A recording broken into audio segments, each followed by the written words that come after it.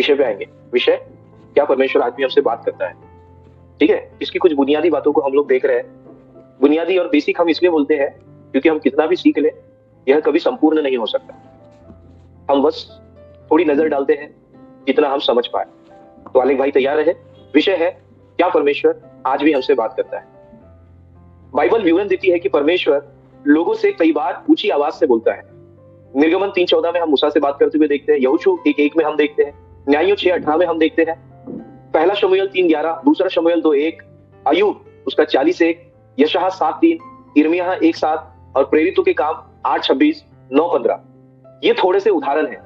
ठीक, यहाँ पर अलग अलग कैरेक्टर को आप देखेंगे जिनसे परमेश्वर ने बात की, और ये थोड़े से उदाहरण हैं जो हम बाइबल से देख रहे हैं। ऐसा कोई भी बाइबल का कारण नहीं है कि क्यों परमेश्वर आज ऊंची आवाज में मनुष्य से बात नहीं कर सकता। ऐसा कोई कारण नहीं। परमेश्वर का लोगों से बात करने के लिए बाइबल में असंख्य विवरण पाए जाते हैं। हमें स्मरण रखना चाहिए कि वो मनुष्य के इतिहास के 4000 सालों से भी ज्यादा समय में घटित हुई घटनाएं हैं। और अगर आज हम ये 2000 साल जोड़ दें तो 6000 साल हो जाएंगे। लेकिन 2000 साल छोड़कर अगर हम 4000 साल पीछे चले जाए तो हम इन सब उदाहरणों को देखते हैं जिनमें परमेश्वर ने उनसे बातें की, जो वचन हमने आपके लिए थोड़ी देर पहले बताया। परमेश्वर ऊंची आवाज में विकल्प के रूप में ही बात करता है, न कि किसी नियम में होकर। प्रभु का ऐसा कोई नियम नहीं है, पर वो विकल्प के रूप में ही बात करते। उदाहरण के लिए हम कुछ ही ऐसे लोगों को देखते हैं जिनसे परमेश्वर ने ऊंची आवाज में बात की, मतलब स्पष्ट बात की। फिर कई सारे विद्वानों का और कई सारे लोगों का इस प्रकार से भी कहना है कि बाइबल आधारित वर्णन किए हुए उदाहरणों में जहां परमेश्वर बात कर रहा है, यह सदैव स्पष्ट नहीं हुआ है कि यदि वह ऊंची आवाज थी या एक आंतरिक आवाज थी या मानसिक प्रभाव था। तो जो वचन हमने थोड़ी देर पहले पढ़े है ना, निर्गमन 3:14, यहोशू 1:1, न्यायियों 6:18, पहला शमूएल 3:11, दूसरा शमूएल 2:1, अय्यूब 40:1, यशायाह 7:3, यिर्मयाह 1:3, प्रेरितों के काम 8:26, 9 से लेकर 15 से थोड़े से उदाहरण हमने देखे। तो कुछ विद्वान इस प्रकार से यहाँ पर कह रहे हैं कि क्या सच में ये ऊंची आवाज थी या एक आंतरिक आवाज थी या एक मानसिक प्रभाव था। लेकिन जब आप और मैं बाइबल को पढ़ते हैं तो हम देखते हैं कि जब हम उन घटनाओं का विश्लेषण कल्पनीय रूप से इमेजिनेशन के द्वारा कल्पना करते हुए देखते हैं तो कुछ जगह ऐसा दिखाई पड़ता है कि हाँ, परमेश्वर ने वास्तविक रूप से उनसे बातें की, और कुछ जगह ऐसा लगता है कि यह एक आंतरिक आवाज हो सकती है या एक प्रकार का मानसिक प्रभाव हो सकता है जहां उन्हें प्रेरित किया जा रहा है। ठीक है, लेकिन ज्यादातर घटनाओं में हमें समझ में आता है, अगर हम थोड़ी पुष्टि करें, थोड़ा विश्लेषण करें, तो हम देख पाते हैं कि जितने बाइबल में जो उदाहरण हमने दिए, जो थोड़े से उदाहरण हमने दिए, इन घटनाओं में कई जगहों पर परमेश्वर ने वास्तविक रूप से बात की। ठीक है, अब हम आगे चलते हैं। परमेश्वर आज भी लोगों से बात करता है। पहले परमेश्वर हमसे अपने वचन के द्वारा बात करता है, जैसा दूसरा तीमुथियुस 3:16 और 17 में लिखा हुआ है कि संपूर्ण पवित्र शास्त्र परमेश्वर की प्रेरणा द्वारा रचा गया है ना, और सिखाने, समझाने और सुधारने के लिए लाभदायक। इस प्रकार से हम वहां पर वचन को देखते हैं। यशायाह 55:11 हमें बताता है कि मेरा वचन भी जो मेरे मुख से निकलता है वह व्यर्थ ठहरकर मेरे पास न लौटेगा, परंतु जो मेरी इच्छा है उसे वह पूरा करेगा, और जिस काम के लिए मैंने उसको भेजा है उसे वह सफल करेगा, है ना। यशायाह उसका 55:11 में हम ये वचन को पढ़ते हैं। बाइबल परमेश्वर का वचन है। इसमें उद्धार और मसीह जीवन यापन करने के लिए जो आवश्यक है वह दिया गया है। ध्यान से सुनिएगा, बाइबल अर्थात परमेश्वर का वचन, पवित्र शास्त्र, दूसरा तीमुथियुस 3:16-17 के अनुसार परमेश्वर का क्या है, वचन है। इसमें उद्धार और मसीह जीवन यापन करने के लिए जो आवश्यक है वह दिया गया है। इसके लिए हमें उदाहरण मिलता है दूसरा पत्रस 1:3 से, जो घोषित करता है कि वहां इस प्रकार से वचन लिखा है, क्योंकि उसकी ईश्वरीय सामर्थ ने सब कुछ जो जीवन और भक्ति से संबंध रखता है हमें उसी को पहचान के द्वारा दिया है, जिसने हमें अपनी ही महिमा और सद्गुण के अनुसार बुलाया है। हमें तो यहाँ दो वर्ड जो हमें दिख रहे हैं, पहला है जीवन और दूसरा है भक्ति। तो यहाँ वचन बता रहा है क्योंकि उसकी ईश्वरीय सामर्थ ने सब कुछ जो जीवन और भक्ति से संबंध रखता है हमें उसी में उसकी पहचान के द्वारा दिया है, जिसने हमें अपनी ही महिमा और सद्गुण के अनुसार बुलाया है। तो पहला हम देखते हैं दूसरा तीमुथियुस 3:16-17 में कि संपूर्ण पवित्र शास्त्र परमेश्वर की पवित्र आत्मा और प्रेरणा द्वारा रचा गया है। यशायाह 55:11 में परमेश्वर बोलते हैं कि जो जो वचन मैंने बोले हैं वो उसे पूरा करके ही लौटेंगे।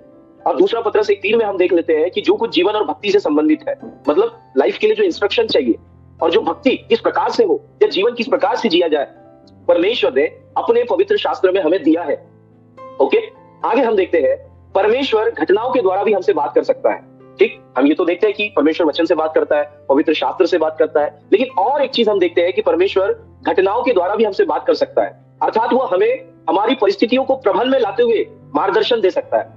ठीक, तो कई ऐसी घटनाएं या कोई ऐसी परिस्थिति, उसके द्वारा भी कई बार हमसे परमेश्वर बात करते हैं और हमें समझाते हैं, या हमें वहीं से कुछ अच्छी बात समझ में आती है जो परमेश्वर के वचन से संबंधित है। आमीन। हम आगे और देखेंगे जहां पर यह लिखा है कि अगर परमेश्वर घटनाओं, परिस्थिति या वचनों से भी अगर आपसे बात कर रहा है, तो वो अगर परमेश्वर के वचन से मैच नहीं हो रही है तो उसकी पुष्टि आपको कर लेना है, क्योंकि परमेश्वर कभी भी अपने वचन या वादों के खिलाफ बात नहीं करता या काम नहीं करता। ये हम आगे देखने पाएंगे। लेकिन हमने देखा कि परमेश्वर कैसे कई जगहों पर ऊंची आवाज से भी बात किए है, ठीक है, लेकिन ये हर बार नहीं हुआ है। कुछ व्यक्ति विशेष के जीवन में हमें इन बातों को देखने के लिए मिलता है। कुछ जगह ये आंतरिक आवाज है, कुछ जगह ये मानसिक प्रभाव के कारण भी हो सकता है। इस प्रकार से भी हम देखते हैं, कई जगह पर हमने देखा है कि परमेश्वर सपनों से भी बात करता है। यहाँ पर हम देख रहे हैं कि परमेश्वर घटनाओं से भी बात करते हैं। यहाँ हम देख रहे हैं कि परमेश्वर परिस्थितियों के द्वारा भी बात कर सकते हैं और हमें मार्गदर्शन दे सकते हैं। पर जब भी वो बात करे, वो बात परमेश्वर के वचन से मैच होनी चाहिए। ठीक है, कभी भी परमेश्वर अपने वचन या वादे, पवित्र शास्त्र के खिलाफ बात नहीं करता या काम नहीं करता। इस बात का हमें ध्यान रखना है। अब हम आगे चलते हैं, तो यहाँ पर एक वचन हम देख लेते हैं, पहला तीमुथियुस उसका 1 और 5 क्या कहता है, जरा हम इसे समझने की कोशिश करें। तो पहला तीमुथियुस में हम देखेंगे, ठीक है, पहला तीमुथियुस उसका 1 और उसका 5 वचन यहाँ इस प्रकार से लिखा है। आज्ञा का सारांश यह है कि शुद्ध मन और अच्छे विवेक और कपट रहित विश्वास से प्रेम उत्पन्न हो। मतलब यहाँ पर हमें एक सारांश बताया जा रहा है कि जितनी आज्ञाएं हमें दी गई है, तो उसका सारांश यह है कि हमारे अंदर एक कपट रहित विश्वास, जिस विश्वास में कपट ना हो, और हमारे अंदर प्रेम उत्पन्न हो। ये 2 सारांश है। लेकिन वचन यहाँ आगे भी कह रहा है, 6 वचन में मुझे पढ़ने में अच्छा लग रहा है कि इनको छोड़ कितने लोग बकवाद की ओर भटक गए, बेवजह अनाप शनाप बातें करते। जैसे एक उदाहरण मैंने दिया कि बात अगर हम डायरेक्ट भी कहें तो वो समझ में आ सकती है, पर लोग डायरेक्ट समझना नहीं चाहते, लोग और सुनना चाहते हैं और समझना चाहते हैं। ठीक है, कुछ बातें बहुत आसानी से समझ सकती है, फिर भी हम देखते हैं कि उसमें बहुत सारा मलाई मक्खन लगाया जाता है। तो कहने का तात्पर्य यहाँ पर तीमुथियुस को लिखते हुए पौलुस हमें बता रहे हैं कि आज्ञा का सारांश तो यह है कि कपट रहित विश्वास आपके और मेरे जीवन से उत्पन्न हो, जिस विश्वास में कपट ना हो। दूसरा, हमारे जीवन से प्रेम उत्पन्न हो। पहला कपट रहित विश्वास और दूसरा प्रेम उत्पन्न हो। तो इसीलिए कई बार हम विश्वास, प्रेम, प्रेम, विश्वास, इसी पर अधिक से अधिक हम जोर देते हैं और बात करते हैं, क्योंकि इन आज्ञा का सारांश ये कि कपट रहित विश्वास और प्रेम क्या होने पाए, उत्पन्न होने पाए। इसी प्रकार से जब हम आगे देखते हैं, पहला पतरस उसका 3 और 16 वचन में इस प्रकार से लिखा गया है, पहला पतरस उसका 3:16 में, और विवेक भी शुद्ध रखो, इसलिए कि जिन बातों के विषय में तुम्हारी बदनामी होती है, उनके विषय में वे जो मसीह में तुम्हारे अच्छे चाल चलन का अपमान करते हैं लज्जित हो। ठीक है, पहला पतरस उसका 3 अध्याय उसका 16 वचन में हम इस प्रकार से पढ़ते हैं, परमेश्वर हमारे मनों के विचारों को अपने विचारों के अनुरूप बनाने की प्रक्रिया में है। रोमियो 12:2 में हम देखते हैं, 1 और 2 में, कि अपने आप को जीवित बलिदान करके दे दो और अपने नए मनुष्य तत्व के अनुसार, अपने नए मन के अनुसार तुम तब्दील होते जाओ, तुम बदलते चले जाओ। तो परमेश्वर हमारे मनों के विचारों को अपने विचारों के अनुरूप बनाने की प्रक्रिया में है। परमेश्वर ने यह कार्य अपने वचन और मार्गदर्शन के द्वारा जारी रखा है। आमीन। फिर वचन हम देखते हैं आगे, हमारे मार्गदर्शन के लिए, हमें बदलने के लिए और हमें हमारे मसीह जीवन में उन्नति के लिए हमारे जीवनों में घटनाओं को वो होने देता है, ताकि हम उन सब बातों के द्वारा जो हमने अभी शुरू में बातें की, परमेश्वर हमें अपने मन के अनुसार, अपने जैसा बनाने की वो प्रक्रिया में है, जहां वो हमें अपने वचन और अन्य चीजों के द्वारा वो हमें मार्गदर्शन देता है। आमीन। आगे हम देखते हैं याकूब 1:2 में, ठीक है, 2 से लेकर 5 में, और इब्रानी 12 उसका 5 से लेकर 11, इब्रानियों 12 अध्याय 5 से लेकर 11, पहला पतरस उसका 6 और 7 हमें स्मरण कराता है कि यहां पर लिखा है, इस बात पर तुम मग्न होते हो, यद्यपि अवश्य है कि अभी कुछ दिन के लिए नाना प्रकार की परीक्षाओं के कारण दुख में हो, और यह इसीलिए है कि तुम्हारा परखा हुआ विश्वास, जो आग में ताए हुए नाशवान सोने से भी अधिक बहुमूल्य है, यीशु मसीह के प्रकट होने पर प्रशंसा, महिमा और आदर का कारण है। तो यहाँ पर जिस प्रकार से रोमियो 12 में हम पढ़ रहे कि परमेश्वर हमें मार्गदर्शन दे रहा है, हमें बदलने के लिए, हमारे मसीह जीवन में उन्नति के लिए, अपने उन घटनाओं के द्वारा, वचनों के द्वारा, परिस्थितियों के द्वारा परमेश्वर हमें बदल रहा है। आमीन। और साथ ही साथ हम ये देखते हैं कि पतरस यहाँ पर ये बताना चाह रहा है कि इस पृथ्वी पर कुछ दिन के लिए, वो यहाँ नहीं कह रहा है कि बहुत दिन, और वाकई में अगर प्रभु के वादे और वचन के अनुसार अगर जिया जाए तो ये दिन हमें बहुत कम लगेंगे। लेकिन जब दुख, क्लेश, पीड़ा जब बहुत ज्यादा बढ़ जाता है, तो ये हमें ज्यादा लगता है। इसके बावजूद भी पतरस उसे कुछ दिन ही बोल रहा है कि कुछ दिन के लिए तुम्हें परखा जा रहा है, ताकि तुम्हारा जो विश्वास है, जो आग में ताए हुए नाशवान से भी कहीं अधिक बहुमूल्य है, यीशु मसीह के प्रकट होने पर 2-3 चीजों का कारण बने। पहला, प्रशंसा का, महिमा का, आदर का कारण वो ठहरने पाए। आमीन। सो इन वचनों के अनुसार आप लोगों को मैंने रेफरेंस दे दिए हैं, आप लोग और इसको पढ़ सकते हैं, समझ सकते हैं कि किस प्रकार से परमेश्वर आज भी हमें बदल रहा है और हमें उन्नति की ओर लेकर जा रहा है। और जो जो भी जीवन और भक्ति से संबंधित है, परमेश्वर ने वो सब बातें हमारे जीवन में जोड़ दिया है अपने वचन और पवित्र शास्त्र के अनुसार। और यशायाह 55:11 के अनुसार प्रभु का वचन उस चीज को पूरा करेगा जिसे परमेश्वर पूरा करना चाहते हैं अपने वचन के अनुसार। तो इन वचनों से हम ये देख रहे हैं कि परमेश्वर ऊंची आवाज से भी बात करते हैं, परमेश्वर आंतरिक मन में भी बात करते हैं, परमेश्वर स्वप्नों के द्वारा बात करते हैं, परमेश्वर घटनाओं के द्वारा बात करते हैं, परमेश्वर परिस्थितियों के द्वारा बात करते हैं, परमेश्वर विशेष इन समयों में हमें अपने वचनों से बात करते हैं, क्योंकि जो जीवन और भक्ति से संबंधित है, मतलब जो हमारे जीवन को असल में चाहिए और जिस प्रकार की भक्ति परमेश्वर की होना चाहिए, वो सब कुछ परमेश्वर ने अपने पवित्र शास्त्र में दिया है। और तीमुथियुस हमें बताता है 3:16 और 17 के अंदर संपूर्ण पवित्र शास्त्र परमेश्वर की प्रेरणा द्वारा रचा गया है। आमीन। तो इन विषयों के द्वारा परमेश्वर हमसे बात करते हैं। देन आगे हो सकता है कि परमेश्वर कई बार ऊंची आवाज में लोगों से बात करे, लेकिन कई बार यह अत्यधिक संदेह से भरा हुआ हो सकता है कि ऐसी घटना उतनी बार घटित होती हुई दिखाई देती है जितने बार लोग इसका जिक्र करते हैं और ऐसा होने का वो दावा करते हैं। एक बार फिर बाइबल में भी परमेश्वर का ऊंची आवाज में बोलना एक विकल्प ही दिया हुआ है, ना कि ये साधारण बात है। ठीक है, कि परमेश्वर वर्बली सबसे बात करते हैं, ये एक विकल्प के रूप में है कि कई जगहों पर परमेश्वर व्यक्ति विशेष के द्वारा या व्यक्ति विशेष में परमेश्वर ने वर्बली बात की, ऊंची आवाज में बात की, लेकिन फिर भी ये पवित्र शास्त्र के अंदर एक विकल्प के रूप में दिया गया है, ना कि साधारण बोलचाल में। ठीक है, और ये कोई साधारण बात नहीं है जो पवित्र शास्त्र के अंदर हम और आप देखते हैं। यदि कोई दावा करे कि परमेश्वर ने उनसे बात की है, तो सदैव जो कुछ कहा है उसकी तुलना परमेश्वर के वचन से की जानी चाहिए।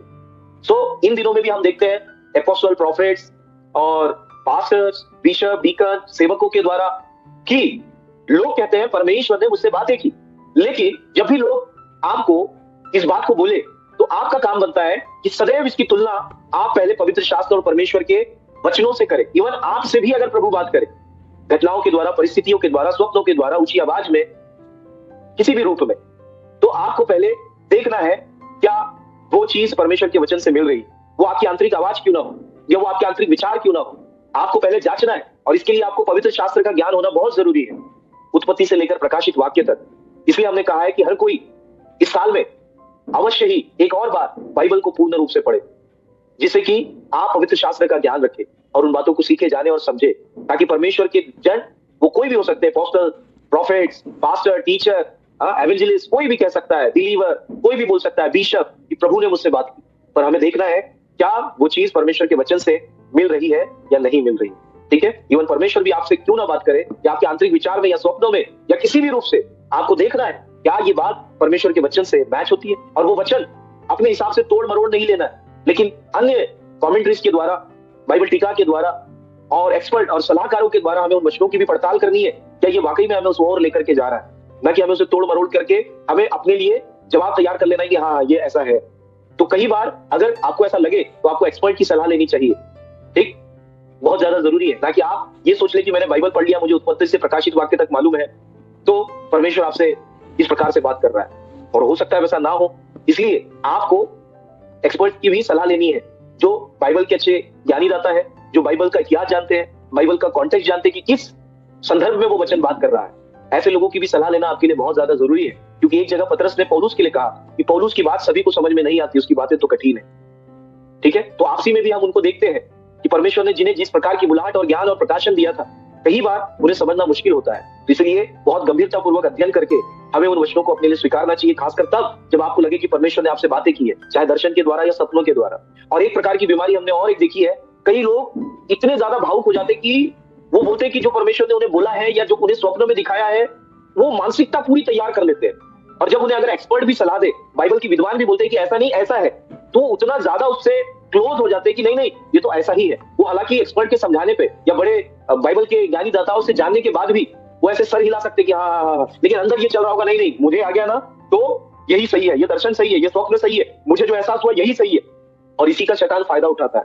आप कभी भी परमेश्वर और उसके वचन और उसके दास से ज्यादा बढ़कर आगे ना जाइए, परंतु हमें जांचना है, समझना है और हमेशा सीखने और अपने आप में सुधार लाने, या जब आपको सलाह दी जा रही है, बताई जा रही है, तो आपको अपने आप को क्लियर करते हुए भी आना चाहिए। इस बात का आप लोग ध्यान रखना, ठीक है, ताकि आप पवित्र शास्त्र के वचनों को तोड़ मरोड़ करके अपने विचार या अपने स्वप्न, अपने दर्शन के अनुसार न डाल देना, परंतु हर चीज को उसके कॉन्टेक्स्ट में पढ़ना है, उसे समझना है, और इसके लिए आपको एक्सपर्ट की जरूरत जरूर ही पड़ेगी।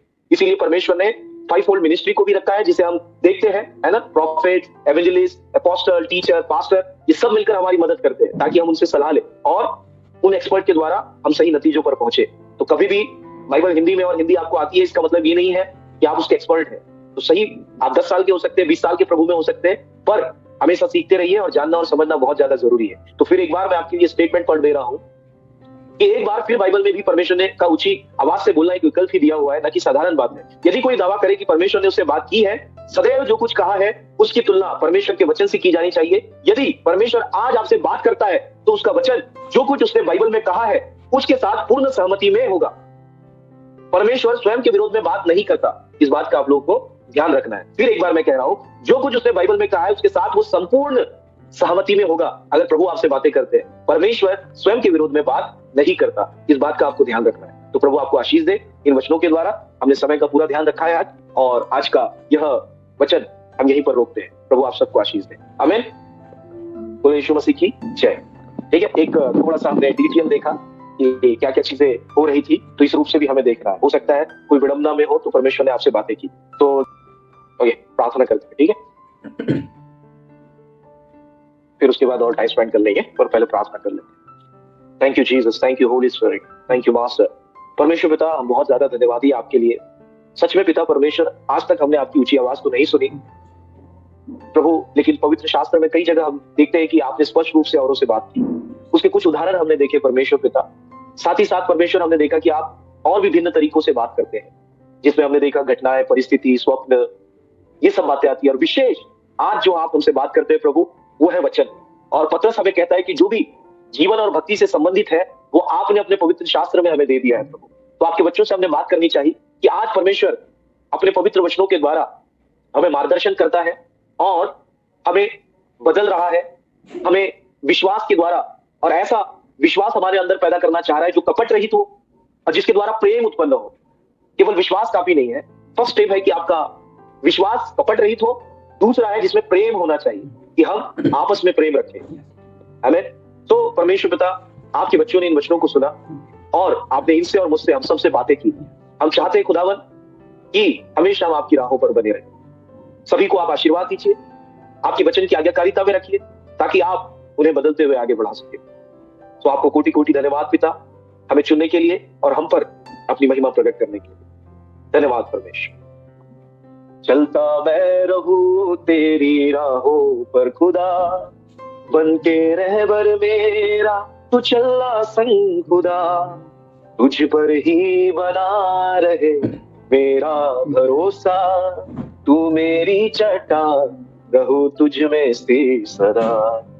आराधना तेरी आराधना मेरे जीवन से, आराधना आराधना मैं करूं तेरी आराधना मेरे जीवन से, आराधना। आप परमेश्वर, जीवन भर हम आपकी राहों पर चले और आपकी आत्मा में उन्नति प्राप्त करें लॉर्ड, ताकि ये कुछ पल का जो जीवन है प्रभु, इसके बाद जब आप प्रकट हो तो हम प्रशंसा, आदर और महिमा के साथ आपसे मिलने पाए प्रभु। पिता, अपने लिए विश्वास योग्य रहने के लिए और अंत तक इस दौड़ को दौड़ने और विश्वास के साथ इस यात्रा को पूरी करने, प्रेम से जीने के लिए आप हमारी सहायता करें। अब आदर सम्मान आपको देते हैं पिताजी। प्रार्थना विनती यीशु मसीह में, यीशु मसीह के नाम से हम मांगते हैं। बड़ी दया से स्वर्ग में सुने और ग्रहण करें, आमीन आमीन आमीन। परमेश्वर पिता का प्रेम, प्रभु यीशु मसीह का अनुग्रह, पवित्र आत्मा की सहभागिता आपके साथ, मेरे साथ, उन सबके साथ जो प्रभु में है, जो आएंगे, हमेशा होती रहे। आमीन आमीन आमीन। प्रभु आप सबको आशीष दे।